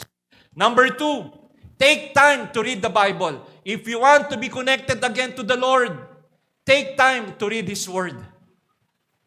Number 3, find a local church and attend regularly. Kung gusto mong uminit ka uli sa paglilingkod mo sa Panginoon, dati nanghihina ka na sa Panginoon, hindi sapat yun ang Amen Christian lang tayo, mga kapatid. Alam niyo yun? Hindi sapat yung Amen Christian. Mga kapatid, Amen ba? Amen. Hindi sapat yun. Hindi rin sapat yung sitting Christian, mga kapatid. You need to do something. Find a local church and attend regularly. Number 4, involve yourself in any church activity. Involve mo. Intentionally. Pastor, pwede po ako rito. Marunong po ako niyan. Pwede po ako dyan. Kung gusto mo na uminit uli, bakit? Huwag mong ito-tolerate yung kasalanan. Disconnected ka. Paano ka ma-reconnect? Kaya nga mga kapatid, you cannot build a new altar in old ashes. Hindi. So kung paano mo ngayon i-connecta ngayon ng sarili mo sa Panginoon. Number 5, involve yourself in any church activity intentionally and joyfully. Kailangan masaya ka. Ako na naman. Ako na nga nung nakaraan. Mga kapatid, you need to involve yourself kung gusto mong ma-connect ka uli kay Lord. And don't forget to make a soul winning, mga kapatid. Kailangan talaga, you need to evangelize and share the goodness of the Lord. Nag-soul win ka. Marami ka pang kapitbahay. Marami ka pang kaklasmate. Marami ka pang kakilala. Hindi pa nakakilala sa Panginoon ngayon. Do something, mga kapatid. Tell them about the cross. They need to go back to Christ. Repent and declare Jesus Christ sa buhay nila. There's only way for us to go to heaven except Jesus Christ. The worst thing that man can ever make to his life is when he rejected Jesus Christ sa buhay niya. The worst decision that he ever made. Ang pinakamaling desisyon na ginawa niya o gagawin niya sa buhay niya kapag ka ni-reject niya si Jesus sa buhay niya. That is the worst thing, mga kapatid. The worst decision. Kaya nga, ano dapat natin gawin? Tell them. Sabihin mo sa kanila. Kailangan mo si Jesus. If you want to go to heaven, mga kapatid, we are not living in the last days. Hindi na tayo nasa last days na. We are living in the last minute na tayo, mga kapatid. Nasa dulo na tayo. Malapit nang dumating ang Panginoon. Hindi na tayo dapat magpapatumpik-tumpik pa. We need to tell them about salvation of Jesus Christ. Wala nang panahon. Marami ang natutulog. Hindi na nagigising, mga kapatid. Salamat sa Panginoon dahil ginigising ka pa ng Panginoon. Alam ko, malamig ngayon. Baka makatulog nga kayo, sabi ko nga sa inyo, mga kapatid. At lumambitin na sa mga mata ninyo yung mga demonyita at saka mga demonyito doon sa mga pilik mata nyo at binababa na yung mga mata ninyong ganyan. Di ba? Kaya nga ano pa ba? Maintain and stay connected with God. Lagi kang umasa sa Diyos. I-maintain mo yung connection mo sa Kanya. Huwag mong kalimutan yon. And mga kapatid, sa pangatlo, dito malapit na po matapos. What we will do is we need to run with a purpose. Dapat alam mo na may purpose ka sa Panginoon. Ano po ang sabi ng Biblia sa Hebrews chapter 12 verse 1 hanggang 3? Kaya nga, dahil napapaligiran tayo ng napakaraming saksi, tanggalin natin ang anumang balakid at ang kasalanang kumakapit sa atin. Buong tiyaga tayong tumakbo sa takbuhing nasa ating harapan. Ituon natin ang ating paningin kay Jesus. Sa Kanya nakasalalay ang ating pananampalataya mula simula hanggang katapusan. Dahil sa kagalakang naghihintay sa Kanya, hindi niya inaalintana ang kahihiyan ng pagkamatay sa krus, at siya ngayon ay nakaupo sa kanang trono ng Diyos. Isip-isipin ninyo kung gaano ang tinis niyang pag-uusig sa kamay ng mga makasalanan upang hindi kayo manlupaypay at panghinaan ng loob. Alam naman natin mga kapatid that we need to run forward mga kapatid. Anuman ang mga bagay na nagpipilit sa atin na pahintuin tayo sa paglilingkod sa Panginoon. Nabalitaan nyo ba yon yung mga Egyptians na pinagbabarel ng mga ano pa tawag doon?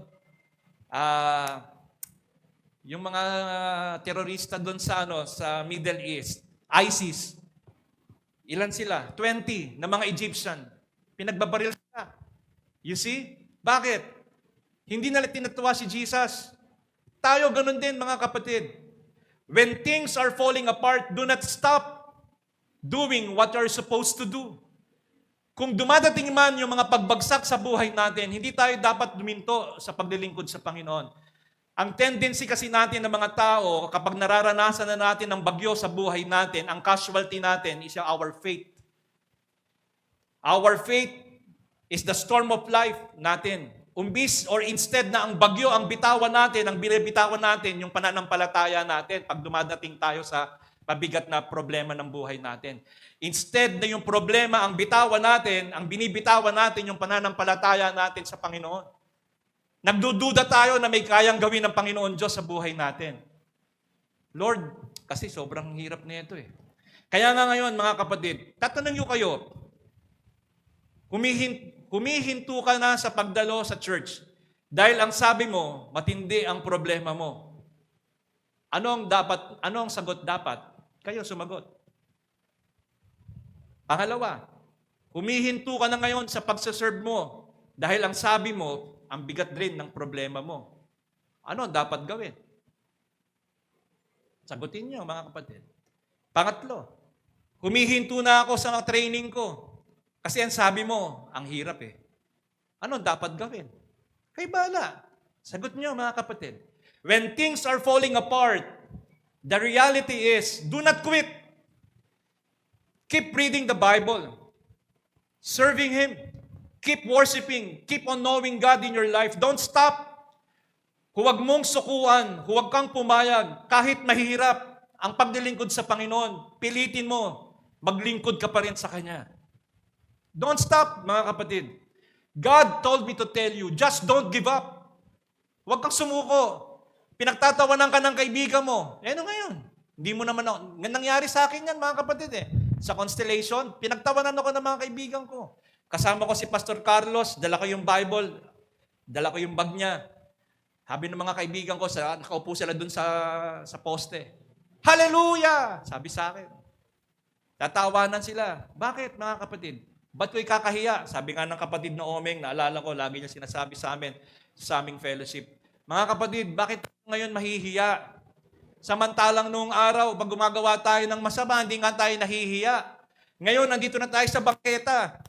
Nakikita tayo ng mga tao, nagpupuri tayo sa Panginoon. Ba't tayo mahihiya? Amen, mga kapatid? Ba't tayo mahihiya? Sa Diyos nga, basta mga ginagawa ko, hindi ako nahihiya. Ngayon pa, mabuti ginagawa ko. Pinupuri ko ang Panginoon, ba't ako mahihiya? Yun yung nagmo-motivate sa akin eh. Yun ang nagmo-motivate sa amin lahat. And every time, sinasabi ng kapatid na, Kuya Omeng yun, ba't tayo mahihiya? Maganda nga, makita nila na kumakanta tayo dito sa kalsada eh. Di ba, mga kapatid? Kaya nga ho, ang reality is this, when things are falling apart, do not quit. Don't give up. Just serving the Lord. Keep reading your Bible. Involve yourself sa gawain ng Panginoon. Pag nararamdaman mong parang tinatamad ka, mas lalo mong galingan, mas lalo mong husayan. Sabi ng Bible yun sa tamad, sabi ng kawikaan, ay naku, may leon sa kalsada, wag na lang ako pumunta dyan. Mga kapatid, may mga ganun sa atin. Pag nararamdaman natin, ay medyo umaambon eh. Hindi lang ako attend. Wala kang pambili ng pandesal. Hindi na lang muna ako attend. Wala kang pambili ng pandesal Tsaka 3-in-1. Hindi na lang ako attend. You see, mga kapatid, may mga bagay sa buhay natin na pilit na pinapahinto tayo para maglingkod tayo ng mahusay sa Diyos. Huwag mong patayin yung apoy sa puso mo, mga kapatid. Di ba? Huwag mong patayin yung apoy. Keep the fire burning, mga kapatid. Sabi yung kanta, anong panahon ni Kuya Nards to? Give me oil in my lamp, keep me burning. Give me oil in my lamp, I pray, hallelujah. Give me oil in my lamp, keep me burning. Keep me burning till another day. Sing Hosanna, sing Hosanna, sing Hosanna to the King of Kings. Mga kapatid, huwag niyong pigilin yung apoy. Kailangan nagliliyab tayo sa paglilingkod natin sa Panginoon. Kung ikaw na lang mag-isa. Kung wala kang kasama. Ngayon kung pagtawanan ka. Kaya ka ba nilang bigyan ng buhay ng walang hanggan ng mga kaibigan mo nagtatawa sa'yo? Hindi. Ang Diyos ang magpapala sa'yo, mga kapatid, dahil nakikita niya ang laman ng puso mo kung gaano mo siya kamahal. Kaya nga tatandaan natin, mga kapatid, do not quit. Magpuri ka pa rin. Huwag kang huminto. Kasi kapag tumigil ka, kapag huminto ka, isa lang matutuwa, si Satanas. Satan loves the storm to make us weak. But remember, mga kapatid, the Lord did not design us. The Lord did not design the storm to make us weak. But the Lord designed the storm to make us succeed. Tatandaan natin yon, mga kapatid. Hindi dinesign ng Diyos yung storm para panghinain tayo. Kundi dinesign ng Diyos yung storm, yung bagyo sa buhay natin para magtagumpay tayo. Tatandaan natin, sabihin mo sa mga tao kung ano yung ginawa ng Diyos sa buhay mo. Sabihin mo sa mga tao, sa kanila, yung dapat nilang gawin na makipagrelasyon sila sa Panginoon. At huwag kang pumayag na wala kang gagawin sa Panginoon. Alam ninyo, mga kapatid, kapag nalaman ng tao ang purpose niya, delikado siya. Delikado ang impyerno sa kanya. Hindi lang dapat natin alam ang plano ng Diyos sa atin, dapat alam din natin ang purpose ng Diyos sa buhay natin. It is not only the plan ang alam natin. Dapat alamin din natin ano ba ang purpose natin sa Panginoon. Ng Panginoon sa buhay natin. Tulad nito, mga kapatid, bakit dapat alam ng isang engineer na ang gagawin niya dapat may plano? Yung pinto, kaya nilagay dyan yung pinto kasi may plano dyan. Bakit nilagay yung bintana dyan? Kasi may plano yan. Yung kusina, bakit dyan nakalagay? Kasi may plano yan. Ganon din sa atin. Dapat alam din natin yung plano ng Panginoon at ano ang purpose ng Panginoon sa buhay natin. Hindi tayo tira lang ng tira. Kaya minsan, pag tira natin, po tayo sa dati nating buhay, ayaw nating iwanan yung ashes, yung mga dati nating ugali, ayaw nating iwanan. Ano ang tendency? Failed. Baksak. Ganun ang mangyayari sa atin. Kaya nga mga kapatid, minsan nga ang failures natin sa buhay, totoo to minsan, ang failure natin sa buhay natin, tinitignan natin, na-overestimate natin yung laki ng problema natin. Sa laki, doon na-underestimate naman natin yung laki ng Diyos sa buhay natin. Na-overestimate natin yung laki ng problema, pero na-underestimate naman natin yung laki ng Diyos sa buhay natin. Kaya anong nangyayari? Lagi tayo nakadepende dun sa tao. Nakadepende tayo kay boss. Nakadepende tayo sa negosyo natin. But when those business and those people failed you, ano ang mangyayari sa'yo? Ayoko na maglingkod. Ayoko na. Kayo na lang. No, mga kapatid. Minsan, overestimate natin ang laki ng problema. Na-underestimate naman natin ang laki ng Diyos sa problema natin. Dapat hindi ganon, mga kapatid. Kaya nga minsan, kahit sumusunod ka na sa Panginoon, kahit umatin ka pa ng Bible study, kahit tumutupad ka sa pangako, dahil may panahon pa rin na babagsak ka. May panahon na magpe-fail ka pa rin. Kahit sumusunod ka na. Why? Because failure is inevitable. Hindi yan maiiwasan. Every time na nagfe-failed ka, may sinasabi sa iyo ang Diyos to make us an opportunity for you to grow. Kapag bumabagsak ka, may sinasabi sa sayo. It is your opportunity for you to grow. Kung bakit nangyayari ito sa buhay mo. Nagkakaroon ka ng self-reflection. Lord, ano ba yung mali ko? Lord, bakit ako bumagsak? Meron ka agad niyatanong sa sarili mo, Lord, bakit kaya? That's the time, mga kapatid. The Lord gives us an opportunity for us to grow. And, tatandaan natin, mas marami tayong natututunan every time na bumabagsak tayo. Mas marami tayong natututunan kapag marami tayong failure na nangyayari sa buhay natin. Hindi natin natututunan lang sa tagumpay. Kaya nga ako, mga kapatid, mas lagi gusto kong kasama yung mas matatanda sa akin, kaya kasama ko mga senior citizen din eh. Bakit? Why? Yung mga experiences ng mga taong matatanda sa'yo, mas malaki ang experience nun. Kapag sinabi at narinig mo yun sa kanila, mas lalo kang mag-grow, mga kapatid. Kaya huwag kayong sumama lang dun sa mga taong mabuti lang. Sumama kayo dun sa mga taong tama. Do not just involve yourself to good people, but find yourself for a right people. Why? Yung experience ng mga tao na mas matanda sa'yo, mas maganda ang experience nun pag sinabi nila sa'yo. Alam mo yung gagawin mo. Kaya tatandaan natin, mga kapatid, sapagkat malapit na ako matapos, bibilisan ko na. Walang nagtagumpay na hindi muna bumagsak. Amen ba, mga kapatid? Walang nagtagumpay na hindi muna bumagsak. Walang nagtagumpay na hindi muna nalugi. Walang nagtagumpay na hindi muna nadapa. At walang nagtagumpay na hindi muna nagsakripisyo. Dahil lahat ng nagtagumpay dumaan muna sa hirap, mga kapatid. Para bakit? Meron kang matutunan. For you, an opportunity for you to grow. Tingnan si David, bumagsak muna siya. Kanino? Bathsheba. Bagsak. May natutunan ba siya? Yes. Si Abraham, nagsinungaling. Si Rachel, kapatid daw niya, pero asawa niya yon. Bumagsak. May natutunan pa rin. Si Noah, naglasing. Di ba? Naglasing siya. Pero may natutunan ba siya? Yes. Sino ba? Si Jonah, kinain ng isda. May natutunan ba? Kasi may nag-disobey muna siya eh. Bago siya may natutunan. Si Peter, at saka si Judas. O pag tinanong ko kayo, mga kapatid, mas maraming ginawang kasalanan si Peter kaysa kay Judas. Kaya lang nagtalo lang sa dulo. Yung resulta, doon sila nagkatalo. Pag tinanong ko sa inyo, sino sa inyo ang mas gusto si Judas? Yikes! Ayoko dyan. Judas. Si Peter. Peter na lang. Pero alam niyo mga kapatid, mas maraming ginawang kasalanan si Peter kaysa kay Judas. Nagkaiba lang sila doon sa resulta. Si Peter nanghingi ng sorry. Si Judas, hindi, nagpakamatay. You see, mga kapatid, tatandaan natin, walang nagtagumpay na hindi mo na bumagsak. Walang nagtagumpay na hindi mo na nalugi. Walang nagtagumpay na hindi mo na nadapa. At walang nagtagumpay na hindi mo na nagsakripisyo. Bago maging magtagumpay, dumaan muna sa paghihirap. Mas masarap yun, mga kapatid.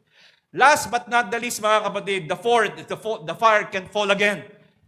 Pagkatapos ng lahat ng ito, mga kapatid, you can run forward sa Panginoon. And then the fire will come again. Bakit? Ginusto mo. Ginalingan mo sa paglilingkod sa Panginoon. Kaya ano ang sabi po ng Leviticus chapter 12, verse 13?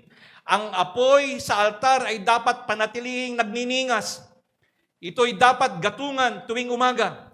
Ihahanay sa ibabaw ng gatong ang handog na susunugin at ang tabang kinuha sa handog ng pangkapayapaan. Hayaan laging may apoy sa altar at hindi ito dapat pabayaang mamatay.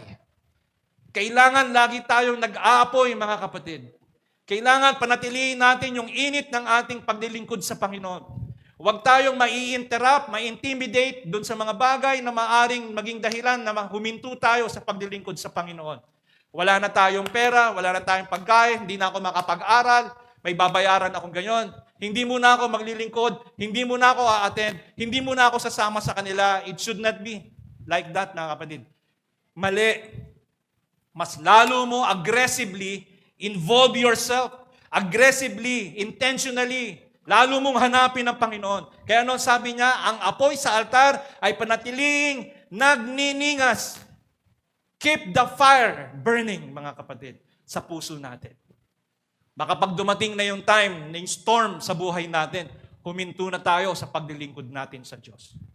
When there is a bad reports coming from the doctor, bad reports coming from Meralco, bad reports, again, dun sa supplier ng Lord, ayoko na muna maglingkod. Mag-aano muna ako, magpo-focus muna para makabawi ako. Mali, mga kapatid. When there is bad reports coming from the doctor, sabihin mo sa kanya, Lord, you are in control. Maglilingkod pa rin ako sa iyo. Magsisilbi pa rin ako sa iyo. Gagalingan ko, huhusayan ko pa, Lord, kahit meron kaming mabigat na problema. Amen, mga kapatid? Amen. So, in the end, mga kapatid, if you are willing to clear the ashes and willing to ignite the flame, number 1, you need to prioritize God daily. Kung gusto mong uling mag-apoy, gusto mo uling uminit yung apoy, kailangan, anong dapat gawin? Prioritize God daily. Hindi yung paggising mo sa umaga. Ano ulam natin? Ano pagkain? Mali, mga kapatid. Paggising mo sa umaga, ano ulam? Mali. Kaya sa umaga pa lang, prioritize God. Number 2, read the Word of God. Number 3, stay in His presence. Number 4, confess and repent from your sins. Kung gusto mong mag-apoy yung relationship mo sa Panginoon. Number 5, serve the Lord with your gift. Ano ba yung gift mo? Ano ba yung talent mo? Ano ba ang mga bagay na alam mong gawin na pwede mong ibigay para sa Panginoon? 6, stay connected to Jesus. 7, guard your heart. Guard your heart, mga kapatid. And last but not the least, kung gusto mong magningas yung pananampalataya mo sa Panginoon, surround yourself with right people, not just good people. Surround yourself with right people, not just good people. Palibutan mo ang sarili mo ng mga taong tama, hindi lang mabuti. Tamang tao. Magkaiba yung right sa good people, sa good person. Ignite your passion to God. Dapat alam mo ang purpose mo at sabihin mo sa Diyos na punuin niya ng passion ang puso mo. Hindi mo lamang dapat alam kung ano ang plano, kundi dapat alam mo rin kung ano ang purpose ng Diyos sa buhay mo. Kaya nga ho, tatandaan natin mga kapatid, merong mga naglilingkod sa Diyos substandard. Di ba? May paglilingkod sa Panginoon, substandard. Alam naman natin, kapag substandard yung ginawa, walang quality yon. Kaya sa paglilingkod natin sa Panginoon, mga kapatid, lagyan natin ng quality service ang Panginoon. Huwag substandard na paglilingkod sa Panginoon. Amen? Kaya ho, tatandaan natin mga kapatid, alam ni Lord kung yung kind ng materyales na binibigay mo sa Kanya is substandard lang. Alam na alam niya yan, mga kapatid. Hindi tayo pwedeng makapag-ano dyan. Kaya ho, in the end, gusto ko lang ito paalala sa atin mga kapatid. Hindi ka pa pinapanganak, may pangako na ang Diyos sa iyo. Naniniwala kayo ron, mga kapatid? Ulitin ko baka hindi na narinig. Tatanungin ko sabi niya, hindi ka pa pinapanganak, may mga pangako na ang Diyos sa iyo. Hindi marahil sa timeline mo. Ulitin ko maaring may pangako ang Diyos sa iyo, pero hindi sa timeline mo. Sa panahon mo, timeline. Maaari, hindi man sa timeline mo, pero sa bloodline mo. Hindi sa timeline mo, pero sa bloodline mo. At saka sa timeline nila. Kaya nga ho, mga kapatid, may pangako ang Panginoon Diyos sa buhay mo. Hindi man sa timeline mo, pero sa bloodline, meron ka at sa timeline nila. May pangako ang Diyos na maaring hindi nga sa timeline mo, pero tutuparin naman niya sa timeline ng mga anak mo. Tutuparin niya sa timeline ng mga apo mo. Hindi man sa'yo, sa timeline mo, mangyari yung pinangako ng Diyos sa'yo. pero sa timeline naman ng anak mo at sa timeline naman ng mga apo mo at mga apo mo sa tuhod. Hindi mo matanggap ngayon. Kaya nga ho mga kapatid, ang senaryo, kung tutuusin, kung generational ang blessings ni Lord from third up to fourth generation, doon niya ibibigay yung blessing sa'yo. Ibig sabihin, hindi lang sa'yo niya ibibigay, maging sa mga magulang mo, ibibigay niya ang blessing. Dahil sa'yo.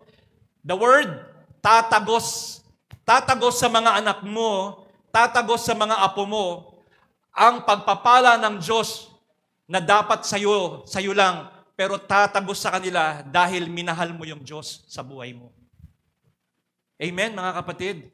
Tatagos ang pagpapala ng Diyos sa kanila na mga apo mo, sa mga anak mo, hindi man sa timeline mo, ibigay ng Panginoon, pero sa bloodline mo, sigurado, tatagos sa kanila yung blessing ng Panginoon dahil naging mapagmahal ka sa Diyos. Kaya nga ho, mga kapatid, in the end, ito, sabi po ng Biblia, tulad ng sinabi po sa Hebrews 11:13, yung mga tao na pinangakuan ng Diyos nung panahon ni Moses, pinangakuan sila. Pero hindi pa nila natanggap yung pangako. Pero sa banda dulo pa nila natanggap yung pangako. Pero bakit natanggap pa rin nila? Kasi nanatili silang nagmamahal at naglilingkod sa Diyos. Hindi man sa timeline niya natanggap, pero tumagos doon sa mga kaapu-apuhan nila yung blessing ng Panginoon. In the end, mga kapatid, in my conclusion, tapos na po ako. Sabi po dito, every Christian must reevaluate his priorities. Kailangan i-reevaluate mo yung mga priorities mo sa buhay. Is your priority, is your wealth, is your priority, is your recognition, or your priority is the kingdom of God? You can answer that, mga kapatid. So you need to evaluate your priorities sa buhay mo. And then, sabi po, to be a workman in His glorious church is not a small calling. To be a workman in His glorious church is not small calling. Hindi po maliit. Kahit tigalinis lang po tayo rito, kahit tigapunas tayo, ano man po ang ginagawa natin, lahat yan, may kwenta lahat sa Panginoon Diyos yan, mga kapatid. Lahat yan, may kwenta. Kaya nga ho, may kulang, yan lang ba yun? Sabi doon, sabi doon, yun, only the surrendered, walking in spirit, serving people, mali yata spelling ng serving, letter victory.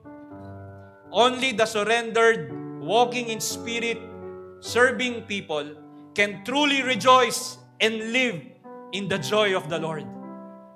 Only the surrendered, walking in spirit, serving people, can truly rejoice and live in the joy of the Lord.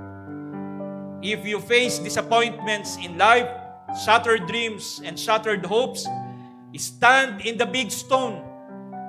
Si Lord yun. It will give you an ability to stand higher and reach for bigger and greater things for God.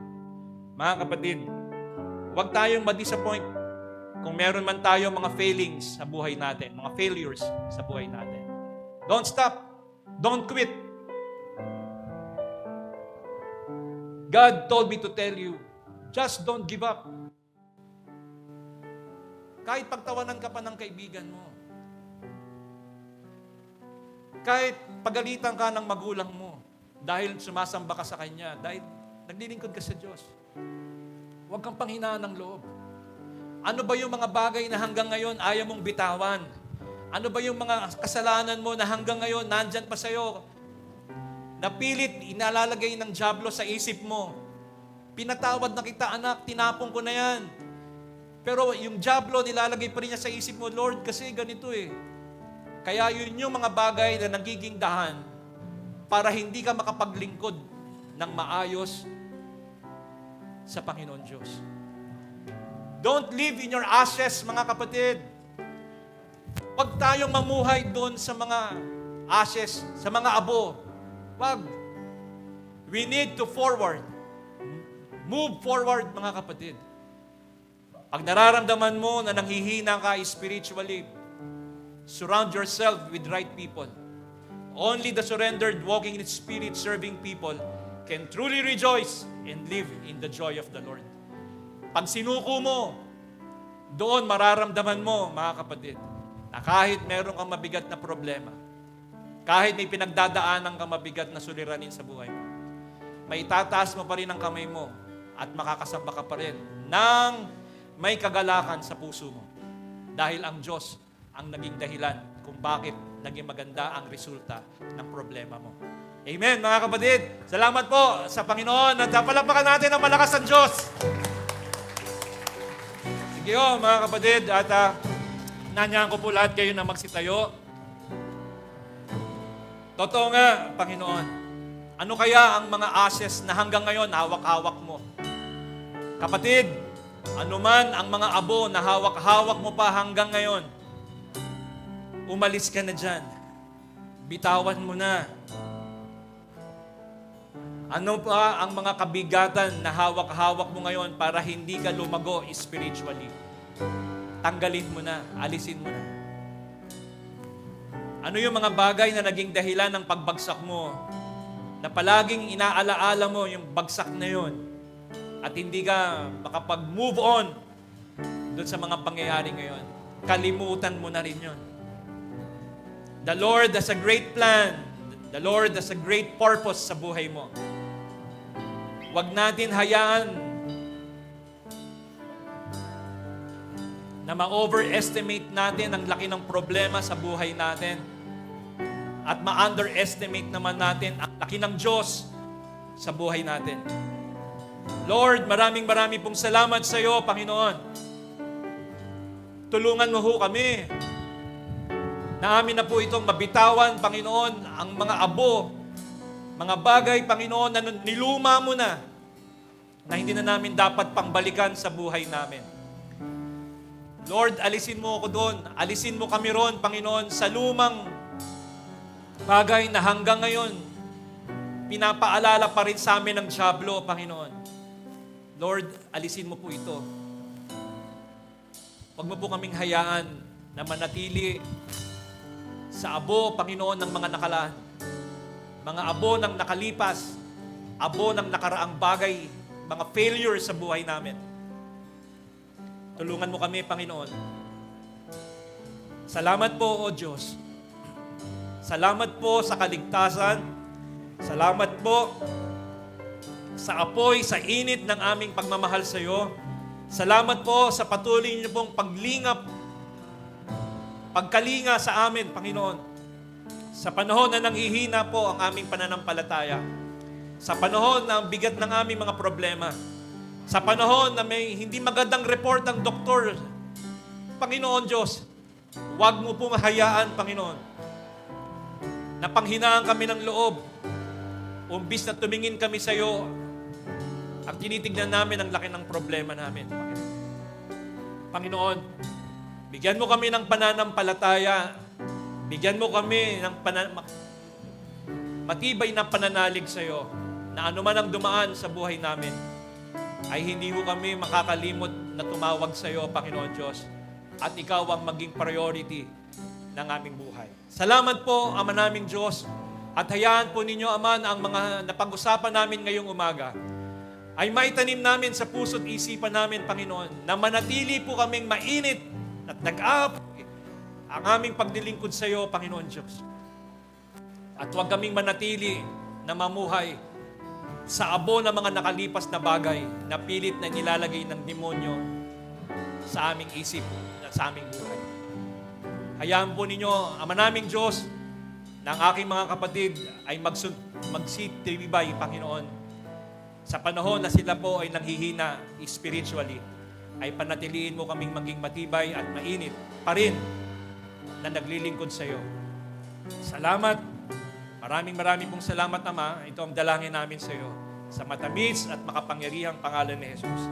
Amen. Amen. Yes, Lord. Hallelujah, Jesus. Lord, maraming salamat, Panginoon, sa araw na ito, tunay na napakabuti mo sa kabila, Panginoon, ng hindi magandang panahon. Pero, Lord, pinagsama-sama mo ang bawat isa sa amin, Panginoon, upang papurihan ka, sambahin ka, Panginoon, at mag-aral ng iyong salita. Lord, salamat sa aming gawain na ito, Lord. Salamat doon sa pagpapaalala sa amin na tunay na kami, Panginoon, is patuloy na magpalinis ang bawat isa sa amin, Lord.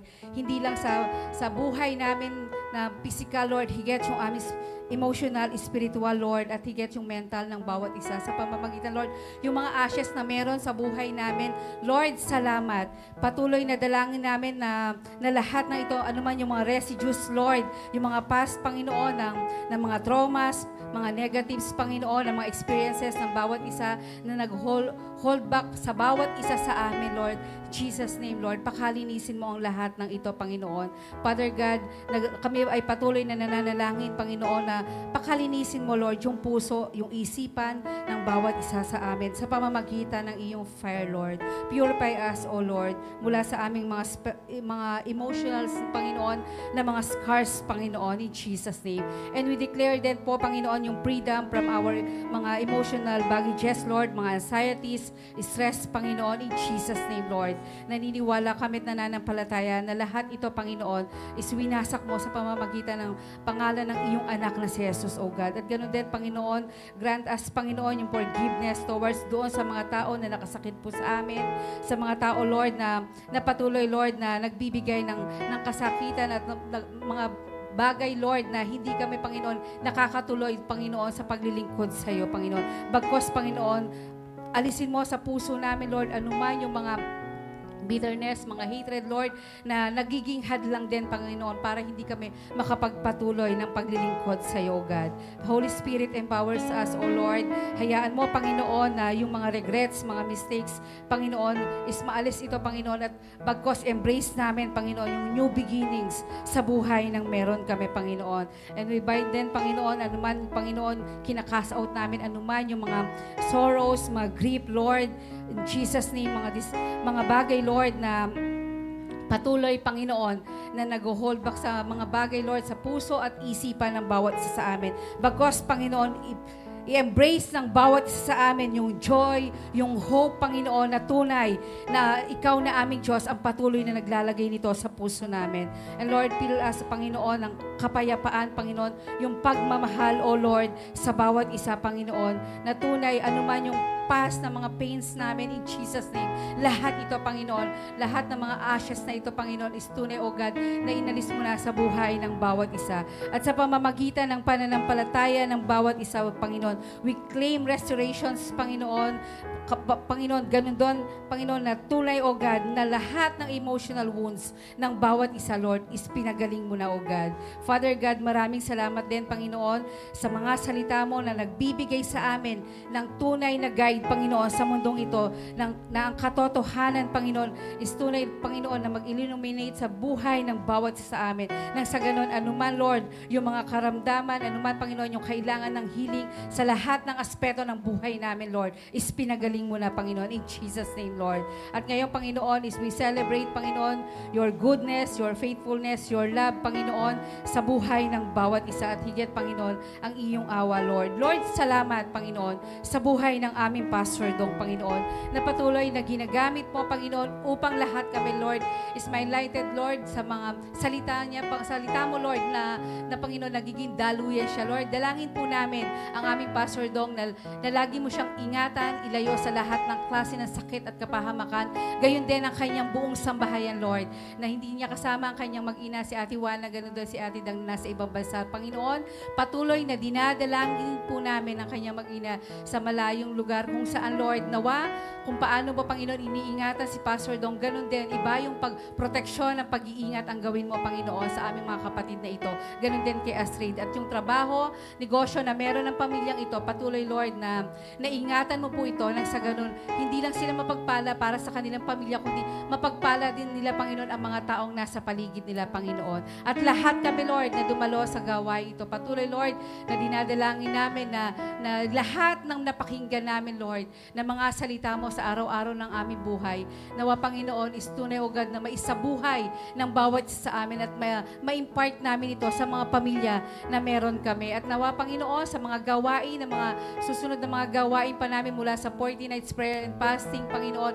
Istunay, O God, na kung gaano karami kami ngayong araw na ito, Lord, sa araw ng pananambahan namin every Sunday, Lord. Nawa sa ito, sa gawain ito, Lord, is alam namin, Panginoon, na ito, Panginoon, igawain hindi lang ng mga leaders, kundi gawain ng bawat miyembro ng Holy Deliverance, O God. Kaya't naniniwala at nananampalataya kami, Panginoon, na pagtatagumpayin mo kami sa 40 nights sa prayer and fasting na ito, Panginoon, na lahat ng aming aaralin at mga idudulog sa iyo is tunay, O God, na meron kang kasagutan at katagumpayan sa buhay ng bawat isa. Kaya dinadalain ko rin po, Panginoon, ang mga gagamitin mo na magsasalita, Panginoon, na magiging daluyan ng iyong mga salita sa 40 nights na ito, Panginoon. Patuloy na ihanda mo ang bawat puso, ang bawat isipan, Panginoon. Wisdom, Lord, ang dinadalangin namin nang sa ganon, anuman, Panginoon, ang mailalabas ng aming mga bibig, Lord, is tunay, Panginoon, na sa ikararangal lamang ng iyong pangalan, O God. At ganon din, Panginoon, dalangin po namin ang kalagayan ng aming panahon in Jesus' name. Iba-iba, Lord, ang nangyayari sa paligid ng aming bansa. Pero naniniwala kami, Panginoon, na meron kaming napakalaking Diyos na kaya, Panginoon, na magprotekta at mag-ayos ng lahat, Panginoon. Higit yung mga nawala sa mga kababayan namin, O God. Kaya, Panginoon, maraming salamat, Panginoon. Pasamantala, Panginoon, na maghihiwa-hiwalay ang bawat isa sa amin. At dalangin namin, Panginoon, na patuloy na ang pag-ibig ng aming Diyos Ama, ang patuloy na pagliligtas ng aming Panginoon sa Kristo, at ang patuloy na pakikipisan ng banal na Espiritu ay sumaamin ngayon at magpakailanman. Amen and amen. Hallelujah. Ayan po, tapos na po ang ating gawain. Blessed Sunday, everyone. God bless po. See you next Sunday.